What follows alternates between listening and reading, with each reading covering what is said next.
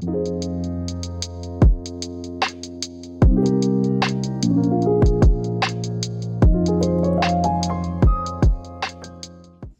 everybody, welcome back to part 2 of the Command Records video series, The Guide to Collecting Command Records.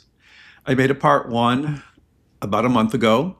The response was wonderful. I couldn't believe it. A vintage label from the 1960s got 3,000 views, which is pretty good. People are really excited to talk about this, to look at these interesting records, to hear about them. And in that first video, which I consider required viewing, I really go into a lot more detail than I'm going to go into here about the pressing plants, about the label variations, mono versus stereo, the engineer, the mastering engineer, the arranger, the stable of musicians. There's so much to know about these records. And in the first video, I give you a good dose of information about that. And I also name several gems in the catalog that you need to look out for.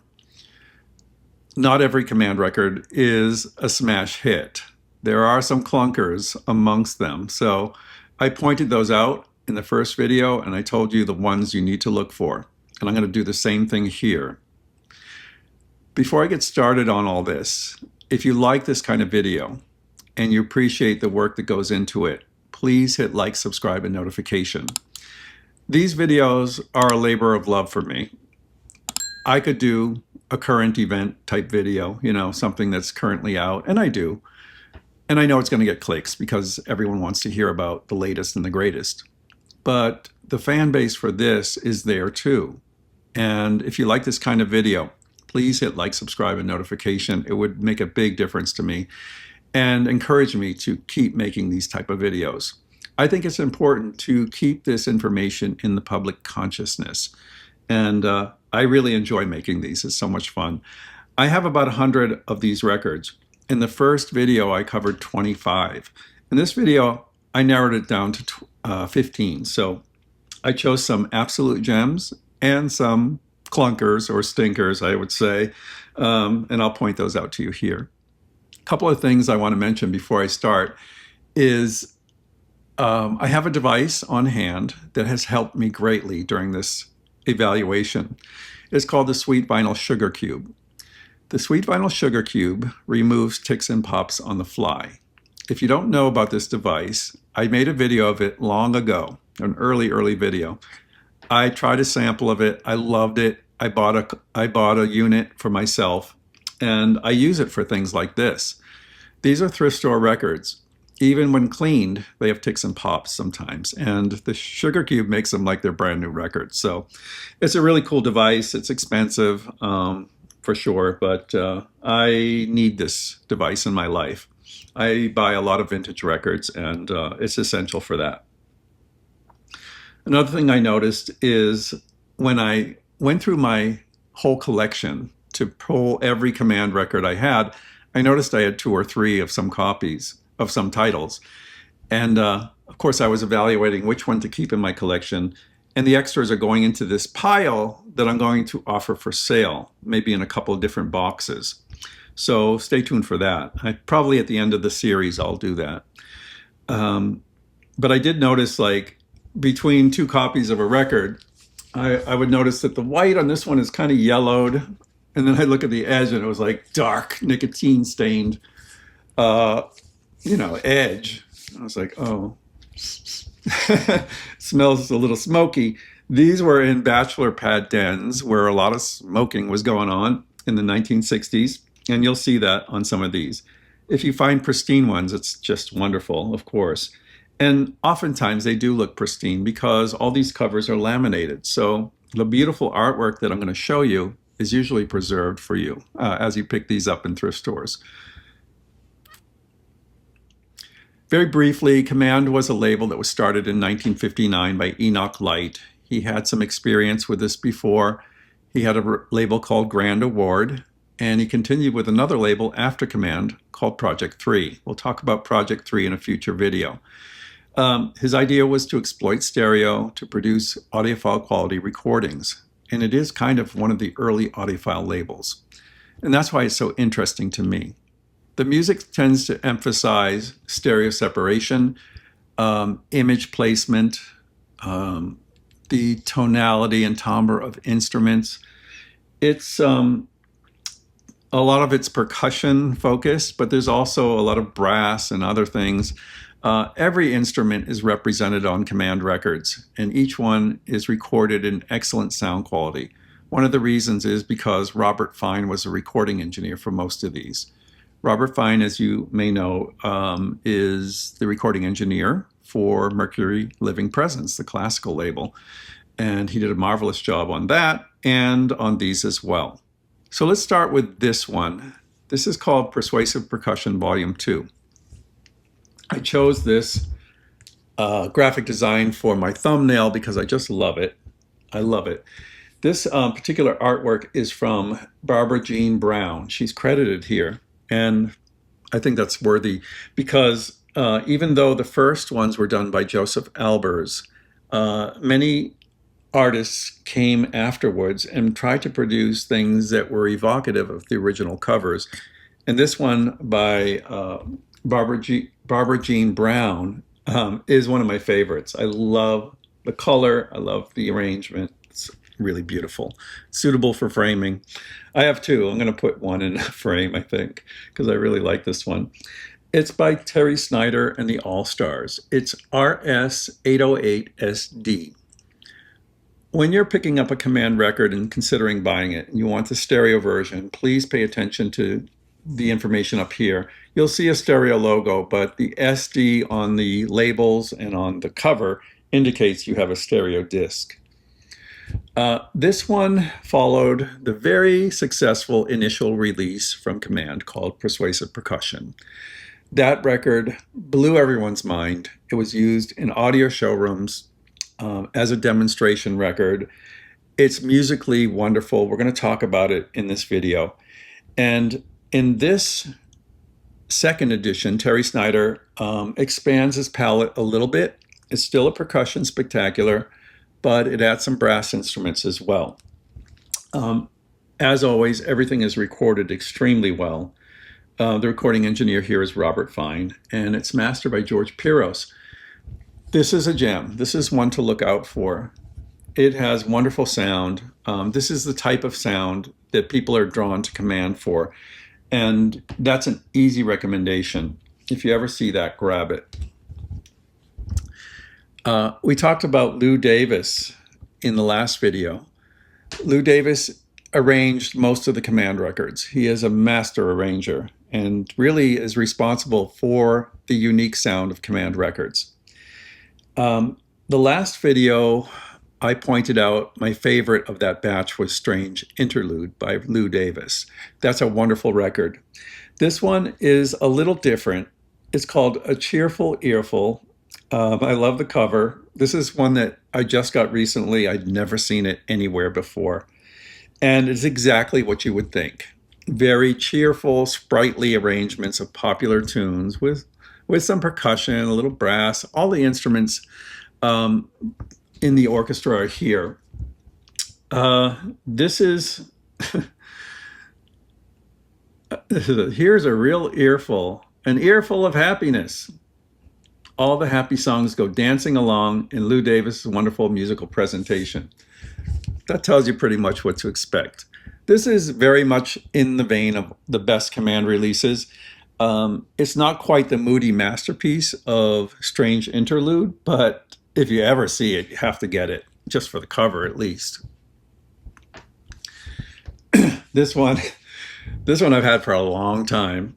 It's called Faraway Places by Enoch Light and his orchestra, featuring harpsichord and exotic percussion. On this record, you have Enoch Light as a leader, Doc Severinsen on trumpet, Phil Bodner on sax, Tony Mottola on guitar, Billy Rowland on piano and harpsichord, Dominic Cortez on accordion, Don Lamond on drums, Phil Krause on percussion, Bob Rosengarten on percussion as well, Al Casamenti on guitar, and Bob Haggart on bass. There's also a small group of singers on here. With an all-star lineup, you know you're going to get a good record. And it is a good record. It's a little weird hearing the harpsichord in these arrangements, but you know, Command really wanted to highlight different instruments on different albums. Some will have bongos, some will have reeds, some will have a harpsichord, and the exotic percussion is fun to listen to as well. These songs are all, you know, typical songs from this era. Waltzing Matilda, Banana Boat Song, The Third Man Theme, Bally High, The Poor People of Paris, How Are Things in Glaucomora, you know, that kind of stuff. So it has a fabulous cover, and that's one thing I love about this particular record. It's designed by Charles Murphy, so he is the art director for the label. This is recorded by Robert Fine and mastered by George Piros. So if you see that on a record, it's worth getting. It may not always be your cup of tea, and this one's not quite mine, but it is a cool record to have anyway. The next one is called Reeds and Percussion, and it has a fabulous cover. I mean, the illustration on this is just amazing. On the last video, I did a record called Big, Bold, and Brassy that also featured a cover by this artist, and it's very similar in nature. This is by Neil Fujita, and I discovered Neil Fujita did some very famous covers in the jazz world. I believe Mingus Ahum and Take Five, at least. These are wonderful tracks that feature reeds. So a full section of reed instruments, bassoon, trombone, saxophone, alto sax, clarinets, piccolo. There's just everything in here. And it's accented with a little percussion, not heavily, but nicely balanced, I would say. This is a record by Robert Fine and George Piros again. And this one's recommended. It has a warm, rich sound from these reed instruments, and the arrangements don't get out of hand like some Command records. This is one to look out for, and certainly one to get for the cover. Here we have volume 1 of 2 records called The $1 Million Sound of the World's Most Precious Violins. It took me a while to get a good copy of this. Most of them were trashed. I don't particularly like this record. To me, it doesn't have anything that draws me to Command records.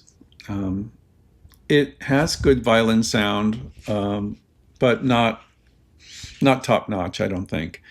Apparently some very rare violins were used on this record, but there's a volume 2 as well. I will cover that in a future episode, but that's not one I would run out the door to go get.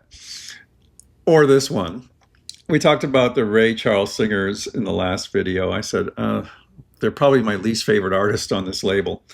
Rome Revisited is a collection of songs that are evocative of Rome. Now, it is recorded by Robert Fine, so there is that. But when you hear them singing this stuff, I mean, these are kind of related to Rome and Italy.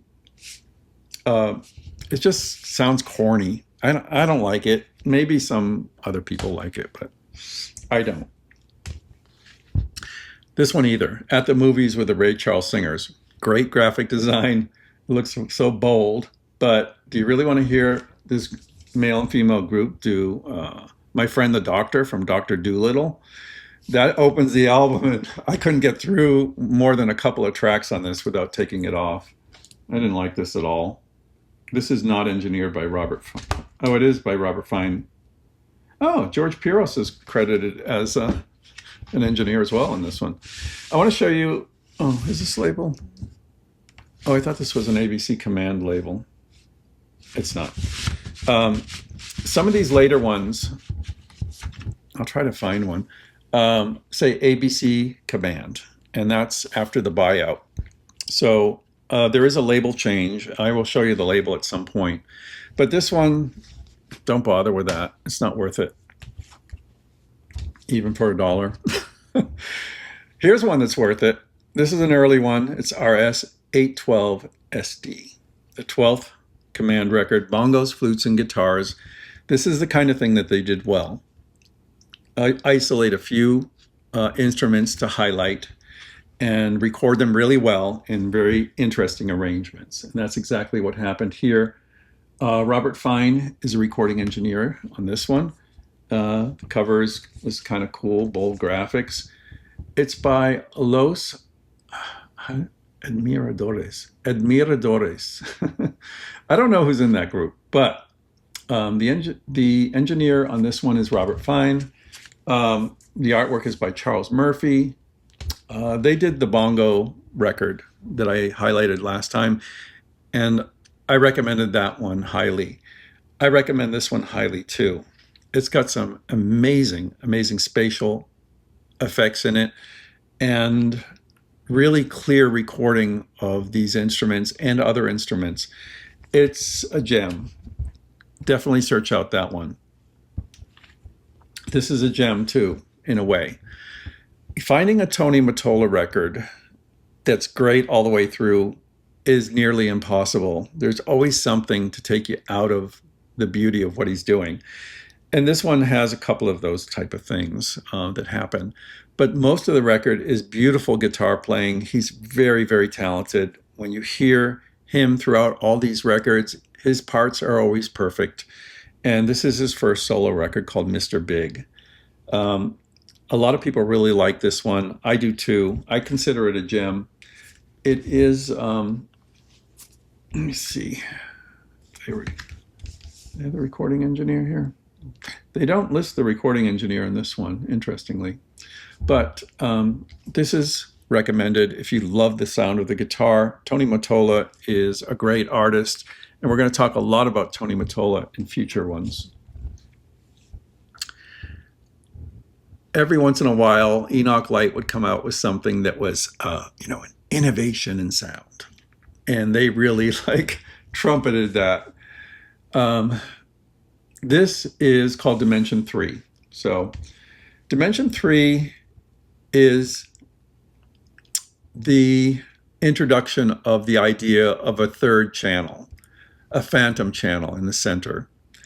Before this, things were more on left and right with not really a clearly defined center channel. I guess they switched to 3-track recording at this point, and Dimension 3 exploits that. So you do hear a very clear center image on this record, and that's what this is all about. The arrangements and stuff are typical of Enoch Light, but it's a good one. I'd say it's marginal, maybe not top recommendation, but it's worth picking up if you see it. Here's a great cover. This is called Electrodynamics, and this is the first Dick Hyman record we've talked about on the channel so far. Dick Hyman at the Lowry organ. So this has a very particular sound, and it's really fun. This is a great record. Dick Hyman is extremely talented. I believe he's still alive. He lived a long time, and someone mentioned in the last video that they saw him not long ago. Dick Hyman at the Lowry organ, exciting new musical sound. This one is recommended. It's really cool. I love the sound of this record, actually. And almost every Dick Hyman record has something to offer. I'm going to cover a lot more in future videos. Now we're getting down to some really recommended gems. And this one is called Delicato by Lew Davies and his orchestra. Great cover, beautiful. And it says, soft, subtle, sophisticated sounds, Lew Davies and his orchestra. So we had a cheerful earful, which was the sprightly kind of bouncing, bright kind of arranged sound. And we had Strange Interlude, which was moody and mysterious. This is soft, subtle, and sophisticated. Really beautiful arranging job on this. This is a gem. If you ever see this, get it. I think you'll like it. I certainly did. I was so glad to get this. It's really beautiful. There is no engineer listed on this particular one, but I wouldn't be surprised if it's, let me see. Yeah, oh, it is here. Robert Fine. Yeah. Robert Fine, George Piros, and Lew Davies. I love when Lew Davies has his own palette to work with for his solo records, and this one is a gem. So finally, we come to the record that started it all, Persuasive Percussion. I reviewed it in conjunction with comparing the disc to the 4-track tape. I'll leave a link to that review. This one, out of every Command record, is the one you have to have. You have to have this record. It's mind-blowingly good. It probably is the best record. It has the sound that everyone wants for Command. The wide stereo separation, the clear tonality of each instrument, the percussion, the vast soundstage. The first track will blow you away. It's called I'm in the Mood for Love. This record has the most uncanny spatial presentation. It feels like the room opens up when you play this record. The toms and bongos that are spread across the back of the soundstage just envelope you. And it happens really impressively on the tape, but even the record is excellent. Audio salons use this record to demonstrate their equipment. And it's a favorite of anyone who's interested in Command records. This is one of the simple graphic designs that Josef Albers did for the first record. This is SD or RS 8800 SD, the first Command record and the one that set the audio world on fire. If you get any Command record, do get this one. This one is attractive all the way through. It never is anything but beautiful. It really is something else. I love this record, and we're going to talk about more in the next video. I have another 50 to go through at least, and there's still more coming in. So I hope you enjoyed looking at these today. Let me know what you think about Command, if you have any of these, what you think about them. And until next time, I'm Scott for The Pressing Matters. Thank you so much for watching, and have a great day.